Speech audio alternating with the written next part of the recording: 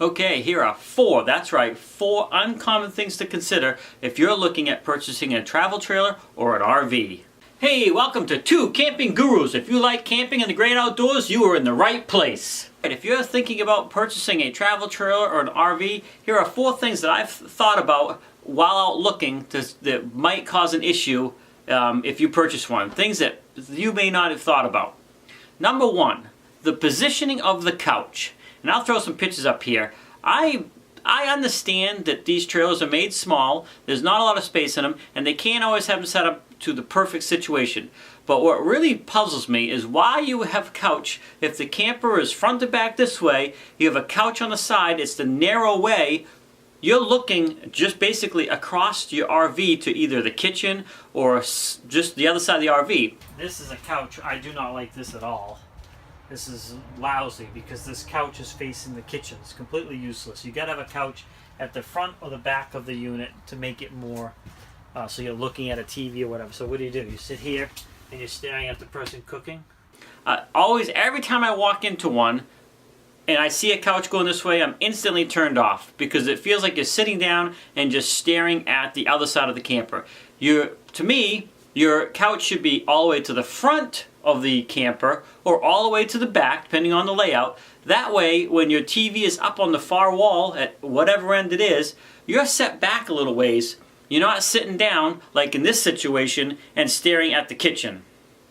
So that is one thing I would really consider when buying or looking at purchasing a camper trailer or an RV. I don't like the couches on the outside walls, the left or right side of the vehicle. I really would rather have them up at the front or at the back. Now, number two thing to consider, now this is on the outside and it has to do with the layout of your camper on the inside, and it actually works into another issue that I have as well.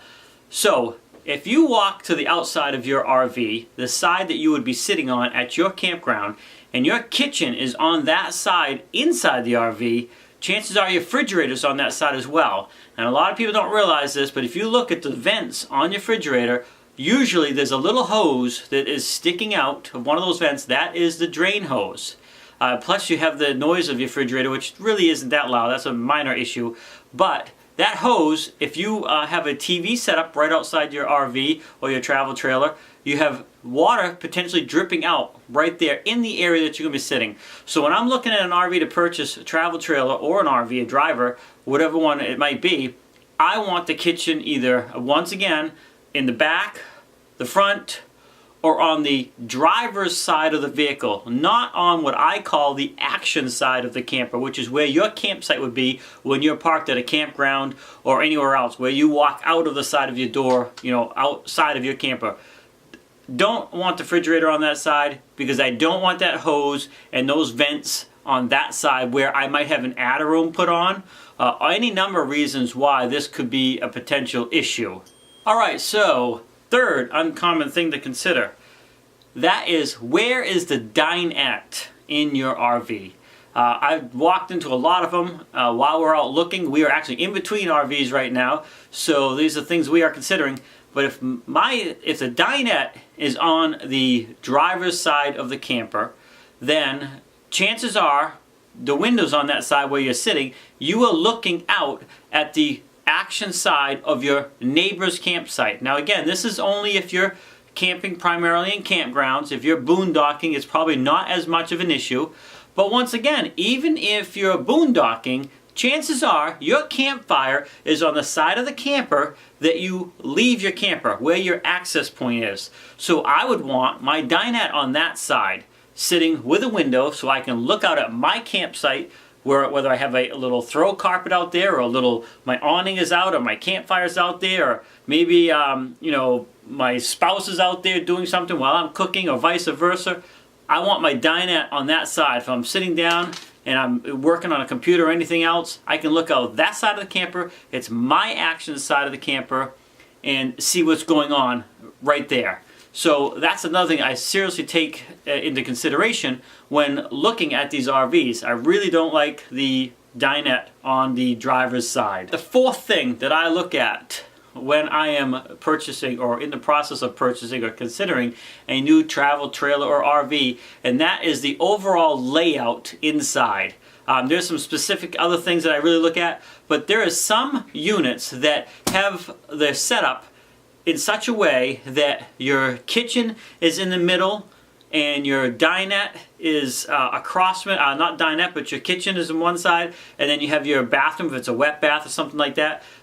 So when you walk in the door, and this might be your dining area or your living area up at the front, and your bedroom is at the back, because the bathroom or the kitchen's kind of in the middle, that creates a pinch point, and it really drastically reduces the overall feeling of space inside your camper.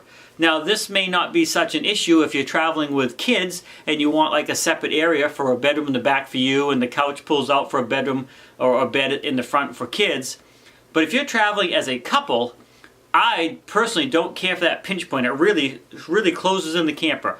So again, this plays into where the couch lands in your RV, which I talked about, where the dinette is, and of course where the bathroom is. So my favorite layout really is a couch in the front that is a Murphy bed, then your dinette. So if you're at the front of the unit looking back, your dinette would be on the left, which is your action side, and your kitchen would be on the right looking out the driver's side. Again, the tongue is behind me, I'm walking towards the back.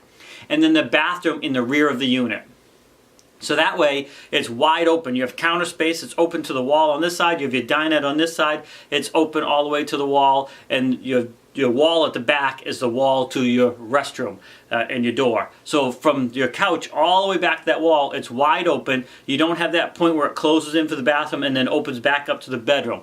So I call that a pinch point, and I talk about that in some of the RVs and travel trailers I've gone in and looked at. But that's definitely another thing I consider where we are just traveling as a couple. I don't need that privacy in the back, and I really like the idea of a Murphy bed because that gives you more space during the day. If you get the right one, they're quick to fold up and get out of the way, and you have a nice big living area, dinette, kitchen, bathroom in the back. So anyways, those are 4 uncommon things that not everybody considers when they're in the market for purchasing a travel trailer or an RV. Now these may not be important to everybody, but these are 4 things that I look at every time I step into one and every time I'm considering making that purchase. Again, you're going to be in this a lot, especially if you're a full-timer. You want to make sure you're thinking of all the possibilities and all of the potential situations, such as rain and being stuck inside the unit, and that particular layout has to be set up the way you really want it. And that also includes the outside, as I talked about with the refrigerated vent and stuff on your action side of your camper. So anyways, that is 4 of my uncommon things to consider when purchasing an RV. Alright fellow campers, I hope you found that video helpful. If nothing else, at least hopefully it was a little entertaining for you. If you are a seasoned camper or you're getting ready to head out for the first time, then I encourage you to click on the link below and download my free ebook and pre-trip checklist to make sure your vehicle and your camper is safe and you are completely ready to hit the road. Again, that is free. It's right in the description just below, or you can type in your browser pretripchecklist.gr8.com and get that today. Also, don't forget to comment on this video, like this video if you found it helpful, and of course subscribe so you don't miss any future videos. I'll be releasing a video every day this month, and hopefully you'll find something here that's helpful to you. And if you have any questions, again, leave them in the comments below and I'd be happy to get back to you. As always, have a great day and happy camping.